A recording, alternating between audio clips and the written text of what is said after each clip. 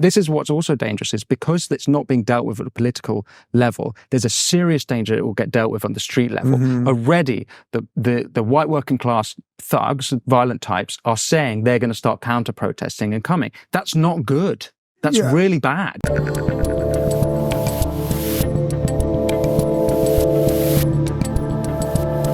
Well, you're giving me a lot of different directions to go. But go ahead, the other thing that's frustrating, and this is what's also part of the whole story that's going on, is almost no one in Westminster, none of the British politicians are prepared to actually address it because they're scared of the repercussions. Right. Because they'll be tarred as racist or they'll be tarred as far right. So, and I think there's about 3 MPs, only 3 who are prepared to be honest about this. They're Suella Braverman, Kemi Badenoch, and Lee Anderson. Now, unfortunately, Lee Anderson spoke about it and he was a bit clumsy of his words, although he's not apologized and he's continuing. Suella Braverman lost her job as Home Secretary for criticizing multiculturalism. Multiculturalism hasn't worked in Britain.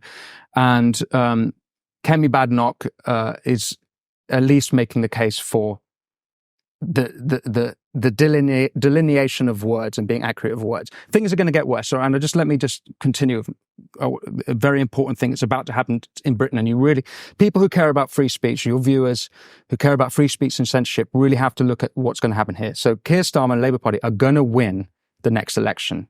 Not because people are moving to Labour. The recent by-elections show that. No. Everyone's rightly lost confidence in the Tories, who have completely fucked up the country. They've been a total disaster. People are no longer voting for the Tories, not really voting for Labour. And the recent by-election suggests they're voting for new, small right-wing parties like the Reform Party.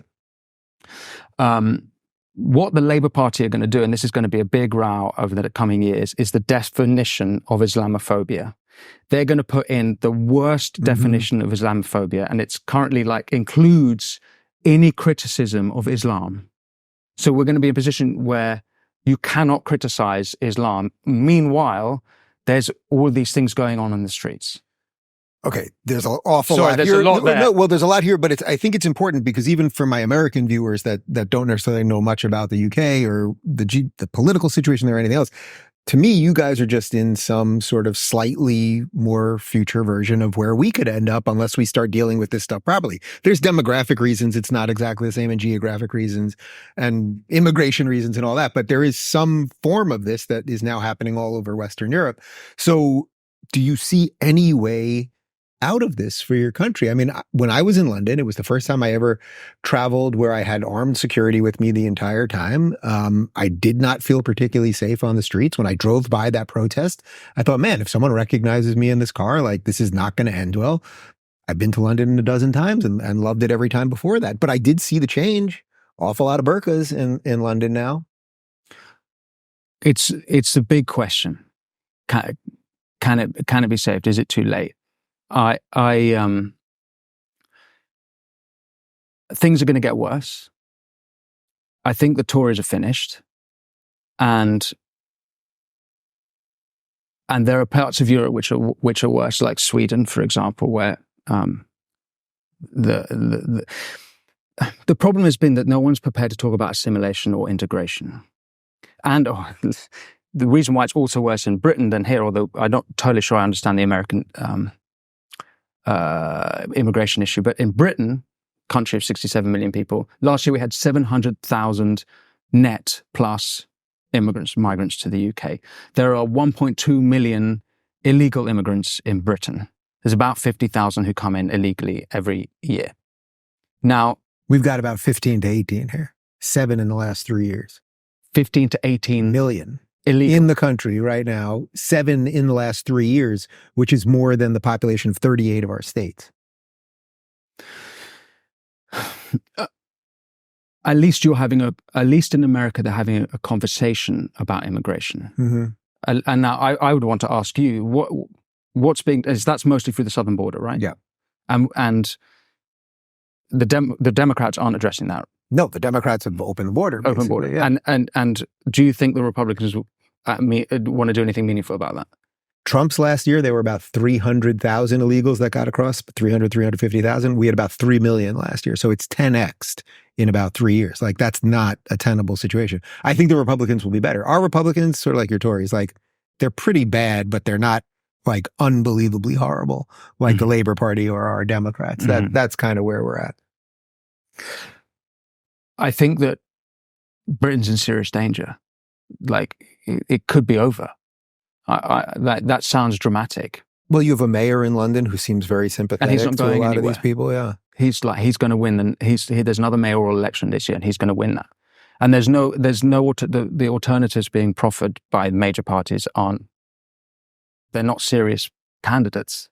There's no serious push against them. In fact, at the last mayoral election, which again was against Sadiq Khan, the Tories put forward a guy called Sean Bailey, and he lost because the Tories didn't believe in him enough to put the money behind him. But actually, there's some evidence, if you look at it statistically, like had he had more investment, he actually would have won, because people don't actually like Sadiq Khan. So the Tories don't even believe in themselves to win. And not that I would vote for them in that election, but there is no alternative. There's no pushback politically. I mean, this is what's also dangerous, is because it's not being dealt with at a political level, there's a serious danger it will get dealt with on the street level. Already, the white working class thugs, violent types, are saying they're going to start counter-protesting and coming. That's not good.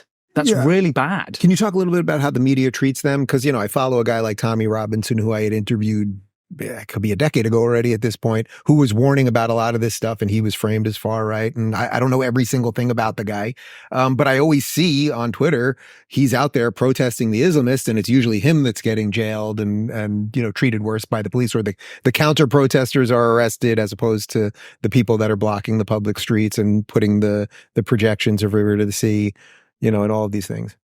There have been a couple of counter protests already since October 7th, and they have fallen into violence. And there was another one. There was one where Tommy Robinson was immediately found by the police, arrested, and pulled out. He was just having breakfast at a diner, right? They grabbed him. That might be correct. Somewhere near the protest. I mean, there's a few things going on in that story, but one of the big shocking things about that story is the two-tier policing. The policing where I've just learned that since October 7th, we spent £25 million of taxpayer money on the Metropolitan Police policing those specific protests, but I'm yet to see where exactly they spent any money, because they haven't been policed. They've been riots. Right. But when the white working class lads come along, now the thing about Tommy Robinson, he is a tricky character, because he has, a violent, checkered history. It's not to say that he hasn't been right on various issues. He's been absolutely right when it comes to the grooming gangs the last 50 years, where white working class, or I should say underclass girls, have been groomed, raped, and several cases killed, murdered. And this is a topic mainstream media won't touch. And so someone like Tommy Robinson will cover those stories. Now he's a brawler. He's a fighter. So that's why, I don't want any. We don't have to make it about him specifically. That was just the whole point is we don't want violence in Britain. But but there's a big issue with policing where they're just too scared to do anything about the issue. So you'll have, for example, the women wearing the patches on the back of their shirt with the paragliders. They won't be touched at the time. And then later the police maybe will try and find them. Or there was one guy who said, we need to normalize massacres on stage, on a rostrum in Whitehall.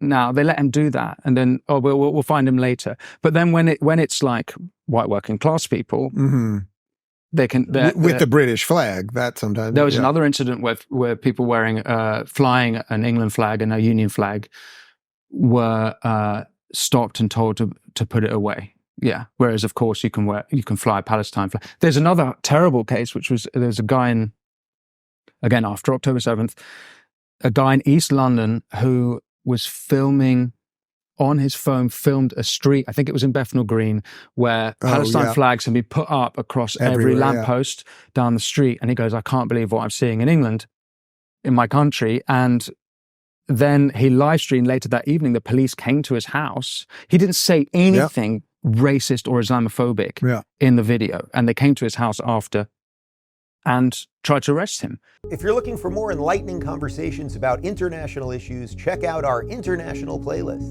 And if you want to watch full interviews on a variety of topics, watch our full episode playlist, all right over here.